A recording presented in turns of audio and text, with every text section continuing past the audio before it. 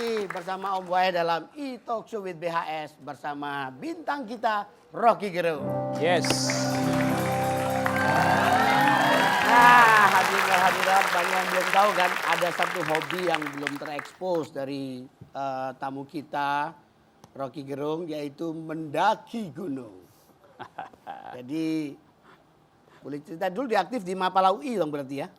Saya bukan anggota Mapala UI, tapi saya berteman banyak dengan Mapala, jadi saya suka jalan sama mereka tuh. Iya, iya. Dalam aktivitas naik gunung atau trekking gitu. Oke, apa asiknya tuh naik gunung?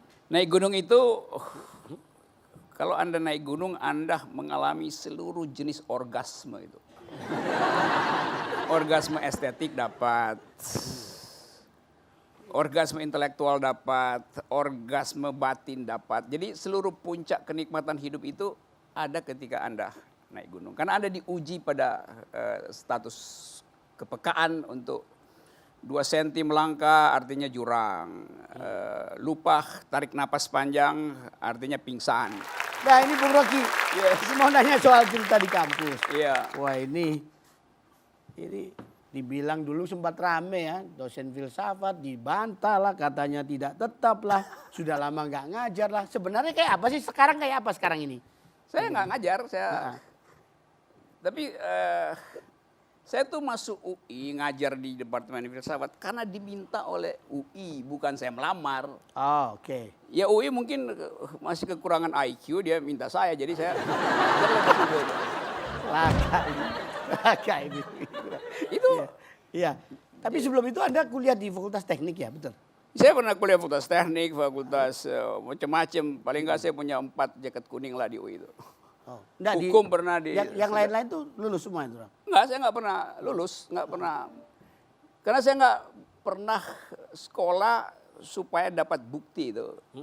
Atau ijazah. Satu-satunya yang saya selesaikan adalah filosofi, filsafat. Jadi bagi saya, ijazah itu tanda Anda pernah pergi ke sekolah, bukan tanda Anda pernah berpikir gitu. Jadi apa gunanya tuh ijazah itu? Ya padahal sampai sekarang saya nggak pegang satu ijazah pun. Iya. Karena ijazah filsafat juga enggak? ada, tapi saya nggak pernah ambil, saya nggak pernah wisuda, itu pasti Ya, ada. nah ya itulah, kenapa Anda kok menolak wisuda itu? Iya, pakai toga kan di depan rektorat tuh, terus dikasih segala macam perlengkapan seolah-olah jadi raja dalam 2 jam itu tuh. Terus besok dia jadi dungu lagi tuh, ngapain tuh dia?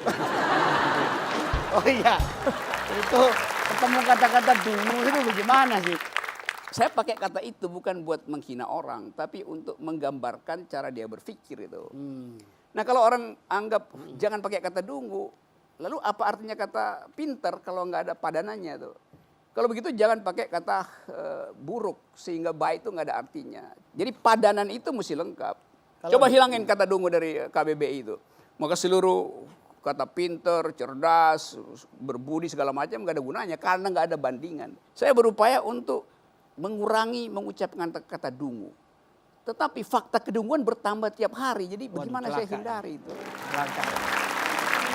Kenapa dipilih kata dungu? Apa bedanya dengan diksi itu dibandingkan kata bodoh, bahlul?